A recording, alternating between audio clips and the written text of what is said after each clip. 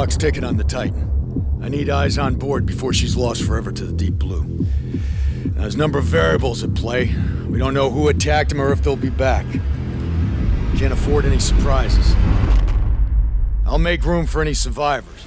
What's up, guys? My name is Westy, and today you're watching my breakdown of the Angry Sea campaign footage from Battlefield 4. This section of the single player was shown off in the Xbox One E3 conference. They had a little bit of problems getting it started, but once it did, we got quite a treat.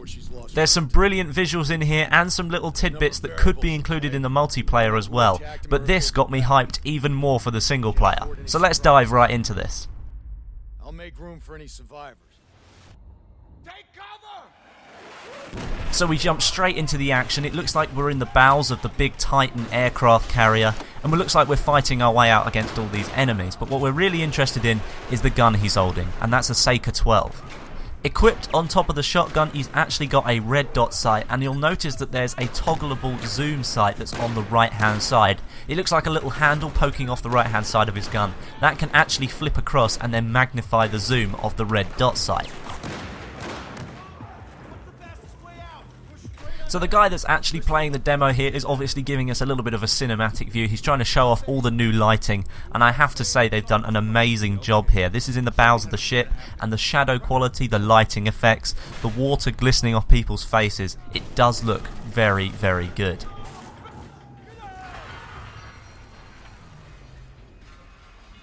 So at this point here we start to see the destruction of the new Frostbite 3 engine kick in.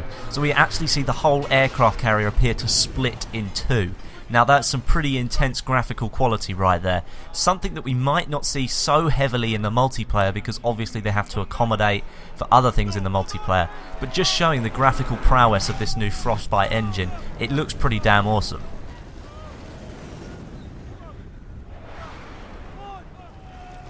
In this next section we do get to see some gunplay from this guy. It's not the best gunplay by any means, but what we're really interested in is what guns he's using. Something that was heavily hinted when the first bit of single player came out was that you can sort of carve your own way in through the single player. And that's sort of hinted here with the jets. Now you'll see the first jet actually takes out those soldiers there, but further on in the clip you'll see him take out something underneath the jet, and the jet rolls over and kills some more soldiers. So instead of shooting them, he chose to take them out with the jet instead. Something I will quickly mention before we get onto the gun in his hands is the spotting mechanic. Now if you notice when he was looking at those soldiers, he sort of had to do an animation to spot them. He had to reach his hand out in front of him and click something in order to spot those guys. I hope that translates across to the multiplayer because, let's face it, it'll stop people just spamming the hell out of you and being able to spot you from miles away even though they can't actually see you. So now onto this weapon he's actually holding. This weapon is called the AK5. It's actually a Swedish assault rifle, and it's actually a variant of the FNC assault rifle. And the reason they've sort of customized it slightly more is just so that it's accustomed to the Swedish environment, i.e. snow, so if you've got gloves on and stuff it's easier to use. Now we're moving on to an LMG. Now this is called the Ultimax 100 and it originates from Singapore. However, its design is under guidance from an American firearms designer. You'll notice that the holographic sight on there is the EOTech variant, that one we've already seen in Battlefield 3. It's actually got a slightly thicker frame than the Battlefield 3 one. I don't really like that decision, but also you can see the variable zoom is mounted on this gun as well, and it sort of gives a 4 times magnification for those longer range shots. And then we also see him flip back to the AK5 and you'll see him take someone out with the 45-degree mounted iron sights. So it really does look like we're going to be seeing dual sights both in single player and multiplayer. Just a couple more things. The Ultimax 100 has an extremely low recoil. It's been designed that way so that obviously your targets are designated quicker and you can take them out. You can also mount a bipod on this thing. I don't know what use it would be with such low recoil anyway, but it might have some benefits.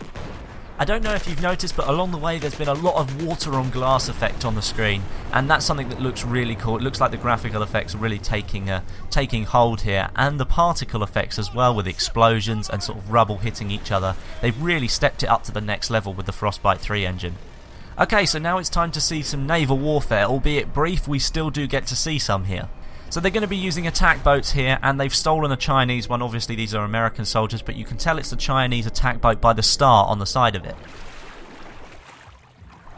Now something that's really worth mentioning is the fact that vehicles now have limited ammo. If you look in the right hand corner of the screen, you'll see the HUD there shows up that the 30mm heavy machine gun has only 30 bullets and then 30 in reserve, which means you're not just going to be able to spam vehicles for ammunition anymore.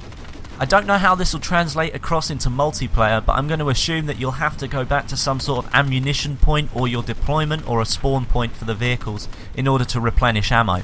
It'll really change up the gameplay, because if you think right now, people can sit in an Abrams all day long with unlimited ammo and just continue firing at you.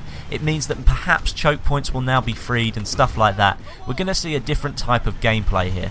And something that's quite cool, he takes that attack boat out with a TOW launcher, so that means that these kind of attack boats, as we know are going to be in the multiplayer, are going to have this heavy machine gun on it, and you're also going to have a TOW launcher on these things. But that's the end of this breakdown video, guys. I hope you've enjoyed it. If you did, don't forget to give it a like, and comments are always appreciated. But my name is Westy, and I'll catch you guys in the next one.